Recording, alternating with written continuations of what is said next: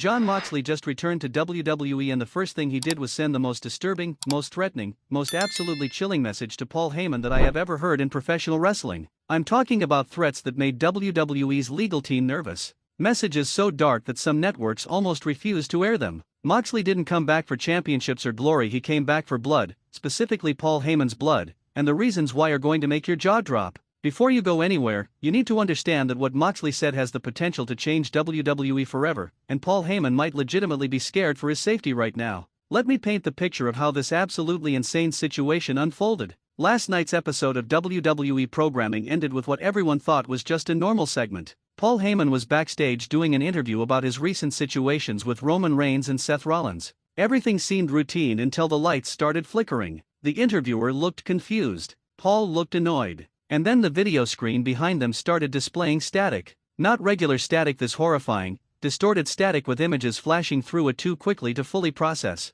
Images of violence. Images of destruction. And then, clear as day, one image, Jon Moxley's face. The crowd went ballistic. Jon Moxley, the man who left WWE years ago as Dean Ambrose, swearing he'd never return. The man who became one of the biggest stars in AEW. The man who built an entire career on being unpredictable, violent, and completely uncontrollable. He was back. But this wasn't a celebratory return. This wasn't Moxley coming back to shake hands and reminisce about the good old days. The look on his face in that video was pure malice. Then Moxley's voice came through the speakers, and I'm telling you, the tone of his voice made everyone uncomfortable. It was calm. Too calm. Like a serial killer explaining his methodology. Moxley said, "Paul Heyman, we need to talk about what you did. What you really did. And Paul, I want you to know I'm not here to wrestle. I'm not here for titles. I'm not here for the fans. I'm here because of you. And you're going to pay for every lie, every manipulation, every life you've destroyed with your poison." Paul Heyman's face went white, like all the blood drained from his body in an instant. His hands started shaking. The interviewer backed away slowly, sensing this was about to get dangerous. And Moxley continued, "You thought I forgot, didn't you, Paul? You thought that because I left WWE, because I went to AEW, because I built something new, that I'd forgotten what you did to me? What you did to my brothers? What you did to everyone who ever trusted you? I remember everything, Paul. And now I'm back to make sure you never forget either." The video cut to footage, actual footage of moments from years ago that most fans had forgotten or never knew about. Clips of Paul Heyman whispering in people's ears backstage. Clips of Paul standing in the background during contract negotiations. Clips of Paul's face during moments when wrestlers got injured or released. It was edited like a horror movie, with distorted music and glitching effects that made it feel sinister. Moxley was building a case, showing Paul's history of manipulation going back decades. "You see, Paul," Moxley's voice continued over the footage, "everyone thinks you're just a manager, just a talker, just an advocate. But you and I both know the truth. You're a virus. You infect everything you touch. You turn brothers against each other. You make people believe they need you, and then you destroy them when they're no longer useful. You did it to me when I was Dean Ambrose. You tried to do it to Roman. You're doing it to Seth right now. And I'm done watching you ruin people's lives." Then the video showed something that made the entire wrestling world stop and take notice. It showed Paul Heyman in what appeared to be backstage footage from years ago, private footage that shouldn't exist, talking to WWE executives about Dean Ambrose. The audio was muffled and hard to hear completely, but you could make out Paul saying words like unreliable, liability, and needs to be controlled. This was apparently Paul sabotaging Dean Ambrose's push years ago, behind his back, while pretending to be his friend. The implications were staggering. If this footage was real, and it certainly looked real, then Paul Heyman had been working against Dean Ambrose for years while smiling to his face. Moxley's voice came back, dripping with venom. "You cost me years, Paul. Years of my career where I could have been on top, where I could have been the champion, where I could have been everything I knew I could be. But you poisoned the well. You told everyone I was crazy, uncontrollable, not worthy of investment. You made sure I stayed in the mid-card where I couldn't threaten your precious clients." Paul Heyman, still standing in that backstage area, tried to compose himself, tried to laugh it off, tried to say something to the interviewer about editing and fake news and slander, but his voice was cracking. You could hear the fear. And then Moxley delivered the line that sent chills down everyone's spine. "Paul, I know where you are. I know where you'll be. And I'm coming for you. Not tonight. Not tomorrow. But soon. And when I find you, we're going to have a conversation. A physical conversation. About respect. About consequences. About what happens when you spend 20 years manipulating people and thinking you'll never have to answer for it. Sleep light, Paul. I'll see you real soon." The video cut out. The lights came back to normal. But Paul Heyman was frozen in place, staring at the screen with absolute terror in his eyes. Security immediately surrounded him, not to protect the interview, but to protect Paul. They rushed him out of the area while he kept looking over his shoulder, paranoid, scared, vulnerable in a way we've never seen Paul Heyman before. And then this is crazy: as Paul was being escorted through the backstage area toward his locker room, the lights in that hallway started flickering too. Paul started running, actually running, with security struggling to keep up. They got him into a room and locked the door, but you could hear Paul yelling through the door, demanding to know if Moxley was actually in the building, demanding extra security, demanding to speak to management right now. Meanwhile, social media exploded. Jon Moxley trended worldwide within seconds. Fans were posting that footage of Paul talking about Dean Ambrose, analyzing it frame by frame, trying to figure out if it was real or part of a work. Wrestling journalists immediately started trying to confirm whether Moxley had actually signed with WWE or if this was some elaborate cross-promotional angle with AEW. The confusion and chaos was exactly what Moxley wanted. But here's where it gets even more interesting. About an hour after the show ended, Jon Moxley posted on his personal social media accounts, not official WWE channels, his personal accounts, a series of messages that were even more disturbing than what aired on TV. He posted, "Paul, you're probably thinking this is a work. You're probably telling yourself that WWE scripted this and everything will be fine. Let me be crystal clear, this isn't a work. This is personal. This is real. And you're not safe." He followed that with, "I spent 5 years in AEW building myself into something WWE tried to prevent me from becoming. I became a world champion multiple times. I main event in front of millions. I proved every lie you told about me was exactly that, a lie. And now I'm back, not to be Dean Ambrose again, not to be WWE's version of Jon Moxley, but to be the person I've become. And that person has a score to settle with you." The third post was just a photo of Paul Heyman from years ago, with Dean Ambrose, Seth Rollins, and Roman Reigns in the background during a Shield event. But Moxley had edited it so that Paul's face was circled in red, with the words "You're next" written across it in what looked like blood. WWE's social media team tried to get him to take it down, but Moxley refused. He wanted that message out there for everyone to see. Then came the fourth post, and this is where people started genuinely wondering if Moxley had gone too far. He wrote, "Paul, you've hidden behind wrestlers your entire career. Behind Brock. Behind CM Punk. Behind Roman. Behind everyone who was actually talented while you just talked. But talking won't save you from me. Brock isn't going to protect you. Roman isn't going to protect you. Nobody is going to protect you from what's coming. You're alone, Paul. And you're going to learn what it feels like to be helpless,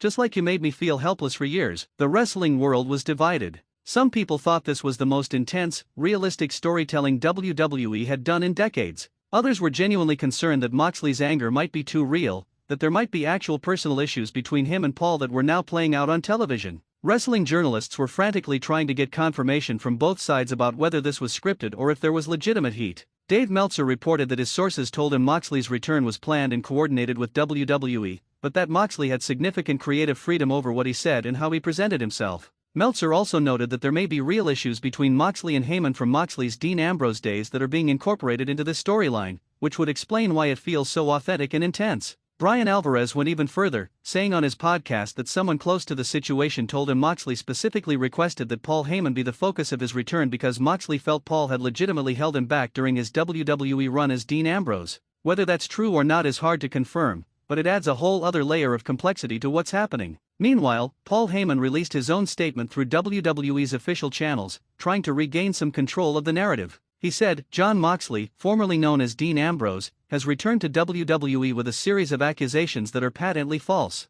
I have always been a supporter of Mr. Moxley's career. Any suggestion otherwise is revisionist history designed to generate attention for his return. However, if Mr. Moxley wants to have a conversation about the past, I am more than willing to do so in a legal setting with witnesses present, not through intimidation and threats." That statement backfired immediately.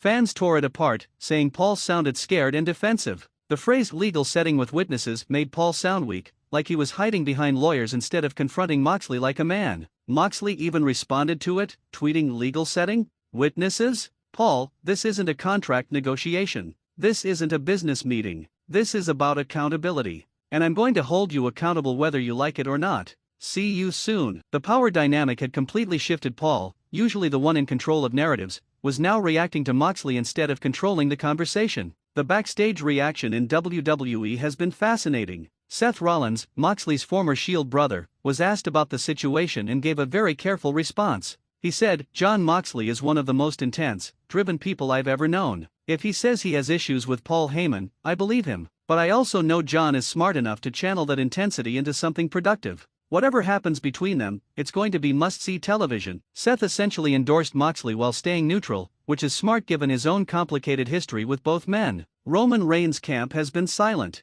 No comments from Roman or his representatives about Moxley's return or his threats against Paul. But that silence is deafening. Roman and Moxley were Shield brothers. They have history. And Paul Heyman was Roman's wiseman. This puts Roman in an incredibly awkward position. Does he defend Paul, the man who was his advocate? Or does he support Moxley, his former brother who's claiming Paul sabotaged him? Roman staying quiet suggests he's waiting to see how this plays out before choosing sides. Other wrestlers are taking the opportunity to share their own Paul Heyman stories. Several former WWE stars have posted on social media about times they felt Paul was two-faced or manipulative. Some have defended Paul, saying he was always professional with them. But the volume of stories coming out, even if they're just people jumping on the bandwagon, suggests that Paul's reputation for manipulation might have some basis in reality. Brock Lesnar's camp, meaning Paul Heyman, ironically, since Paul still represents Brock in business matters, issued a statement saying Brock had no comment on the Moxley situation and that Brock's relationship with Paul was separate from any WWE storylines.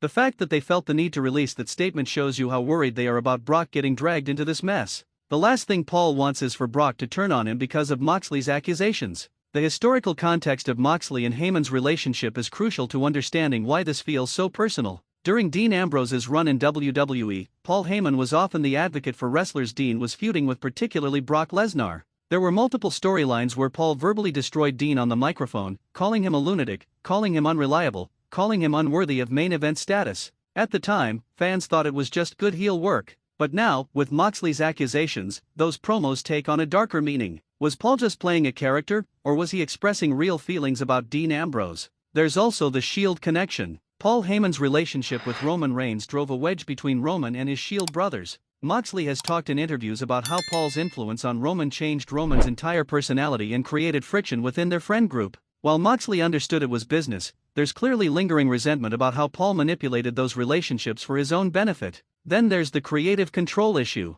Dean Ambrose was notoriously unhappy with his creative direction in WWE before he left. He talked about stupid storylines, like getting shots in his butt and bizarre promos that made him look foolish rather than dangerous. If Paul Heyman was whispering in creative's ear about Dean being uncontrollable or not main event material, that could have directly influenced those bad creative decisions. Moxley is suggesting that Paul actively sabotaged his career, and if true, that's a legitimate reason for real anger. Let's analyze Moxley's strategy here because it's brilliant. By making this about Paul Heyman rather than coming back to challenge for championships, Moxley has created something unique. This isn't about titles or accolades, this is a revenge story. Revenge stories are always more compelling than simple competition because they're personal. Fans connect emotionally with someone seeking justice, especially when that person has been wronged by someone as historically manipulative as Paul Heyman. Moxley is also using his AEW success as proof of Paul's lies. He's essentially saying Paul told everyone I couldn't be a top guy, but I went to AEW and became exactly that. Paul told everyone I was unreliable, but I showed up and worked my ass off every single week. Paul's version of Dean Ambrose was a lie designed to keep me under control, but Jon Moxley, the real me, is everything Paul said I could never be. That narrative is powerful because it's backed up by 5 years of evidence. The parallels to CM Punk's famous pipe bomb promo are obvious. Both Punk and Moxley are guys who left WWE feeling underutilized, who became huge stars elsewhere, and who returned with grievances against the people they felt held them back. But Moxley is taking it further than Punk did because he's making it physically threatening. He's not just airing complaints, he's promising violence. That escalation makes this feel more dangerous, more unpredictable, more must-see. The legal implications of Moxley's threats are something WWE has to be careful about. You can't just have someone threaten violence against another person, even in a scripted environment, without potential consequences. WWE's legal team has probably been working overtime making sure that everything Moxley says can be defended as entertainment and character work rather than genuine threats. The fact that they're allowing Moxley this much freedom suggests they trust him to walk that line carefully, or they're willing to deal with potential blowback because the storyline is worth it. Paul Heyman's physical safety might actually be a concern. Wrestling fans are passionate, and sometimes that passion crosses into dangerous territory. If fans genuinely believe Moxley has legitimate grievances against Paul, some unhinged individual might decide to take matters into their own hands. WWE security has reportedly been briefed about increased protection for Paul whenever he's at events, which shows they're taking the potential risks seriously. The question everyone is asking, when does Moxley actually physically confront Paul Heyman? WWE is smart to build anticipation rather than delivering the payoff immediately. The longer they let this simmer, the longer fans speculate and theorize, the bigger the eventual confrontation will be. Moxley showing up randomly to attack Paul would be good television, but Moxley making Paul paranoid for weeks, making him jump at every shadow, terrorizing him psychologically before the physical confrontation? That's great television. There's also the question of who sides with Moxley and who sides with Paul. This could split the entire roster. Former Shield members like Seth and Roman obviously have connections to Moxley, but Paul has represented so many people over the years: Brock, Roman, CM Punk, countless others, that he has his own network of relationships. This could become a company-wide civil war with wrestlers choosing sides based on their personal experiences with both men. The faction possibilities are endless. Imagine if Moxley reforms the Shield with Seth and Roman to take down Paul and everyone Paul represents. Or imagine if Paul recruits a group of his former clients to protect him from Moxley, creating a Paul Heyman guy stable. The storyline branches in so many directions that WWE could mine this for months without it getting stale. What if Moxley's accusations lead to other people coming forward with their own Paul Heyman grievances? What if this opens Pandora's box and suddenly every wrestler who ever felt manipulated by Paul decides to pile on? That could be devastating for Paul's character and could lead to a storyline where Paul is completely ostracized and has to rebuild his reputation from scratch. The storytelling potential is limitless. From a business perspective, Moxley's return is massive for WWE. He brings crossover appeal from AEW fans who might not regularly watch WWE. He brings unpredictability and edge to WWE programming at a time when some fans think WWE has become too sanitized. He brings name value and credibility as someone who proved he could be a top star outside of WWE's system. His return legitimizes WWE's creative direction and shows that even wrestlers who left unhappy might eventually return if the opportunity is right. The merchandise opportunities are huge. Moxley's AEW merchandise sold incredibly well. His WWE merchandise before he left was always popular despite his booking. A Moxley return shirt with some version of his threats to Paul Heyman would sell millions. WWE's merchandise department is probably already designing options as we speak. Every dollar generated by this feud goes into the profit column and justifies giving Moxley creative freedom. The media attention has been incredible. ESPN covered the story. Sports Illustrated wrote about it. Mainstream outlets that normally ignore wrestling are talking about Moxley's return because of how shocking and intense it was. That mainstream attention is gold for WWE. It brings eyes to the product from people who might not normally watch. It generates buzz that translates into viewership and ultimately revenue. Now let's talk about the potential matches this creates. Obviously the big one is Moxley versus Heyman in some form. Paul isn't a wrestler, so it would probably be Moxley versus Paul's representative or champion in a proxy battle. But imagine Moxley versus Brock Lesnar with Paul in Brock's corner.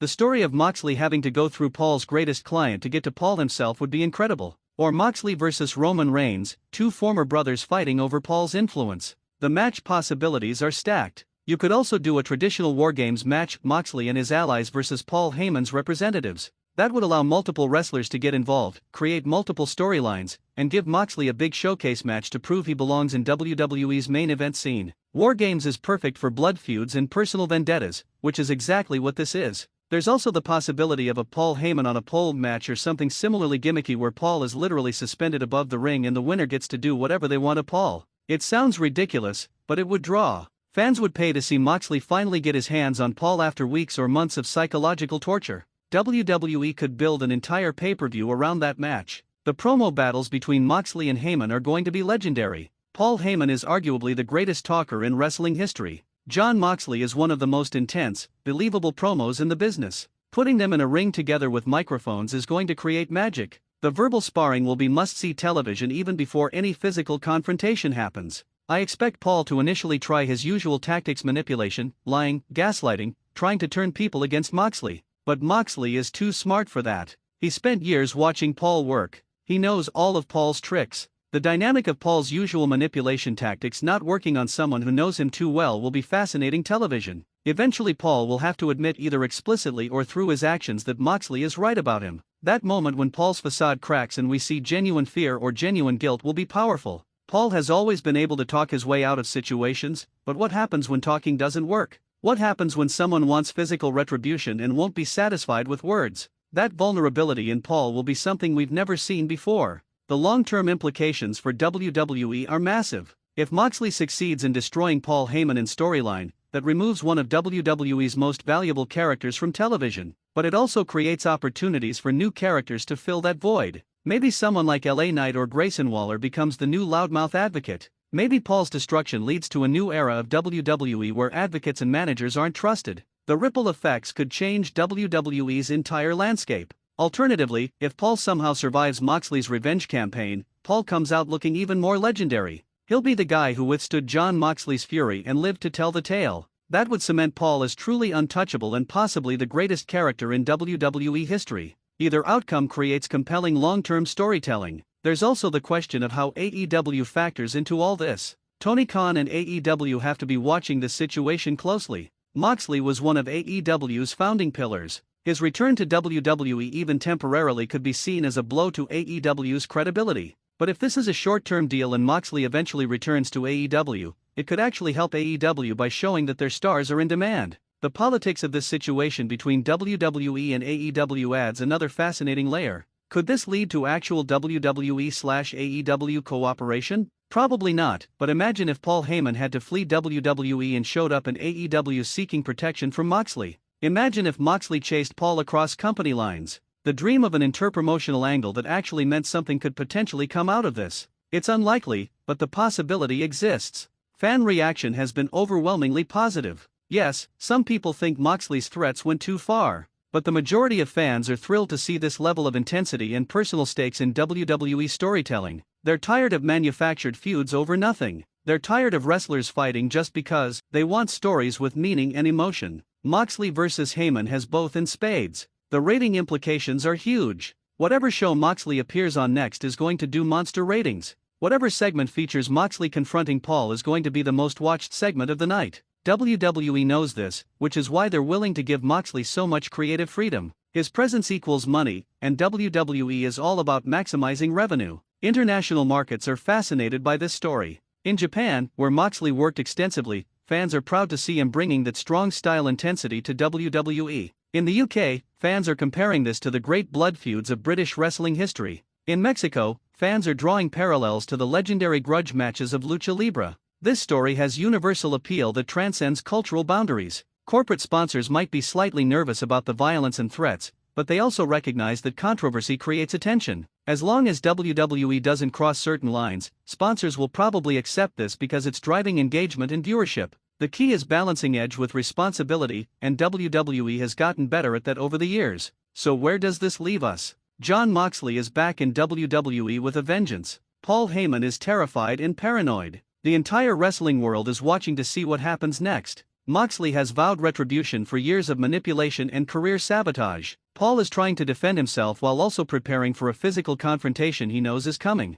And nobody knows exactly how this is going to play out. This is WrestlingNewsCC, and we are going to cover every single development in this story. Every Moxley appearance. Every Heyman response. Every backstage report. Every social media post. This is the biggest story in wrestling right now, and you need to stay updated on every detail. Hit that subscribe button. Smash that notification bell. Drop a comment telling me your thoughts. Do you think Moxley's accusations against Paul are real or just storyline? Do you think Paul actually sabotaged Dean Ambrose's career? How far will Moxley go to get his revenge? Who do you think will side with Moxley and who will defend Paul? Sound off in the comments. Jon Moxley is on a warpath. Paul Heyman is in the crosshairs. And WWE just became the most unpredictable, most intense, most must-watch product in professional wrestling. The hunt has begun, and it's only going to get more brutal from here. Stay tuned, because this story is far from over.